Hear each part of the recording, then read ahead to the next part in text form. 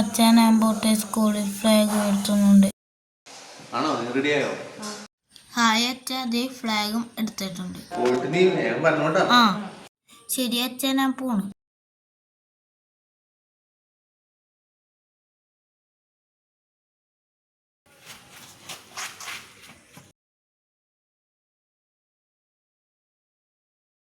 അപ്പൂപ്പൻ independence day അല്ലേ? അപ്പൂപ്പൻ ആഘോഷിക്കുന്നില്ലേ? ആഘോഷിക്കുന്നുണ്ട് മോനെ.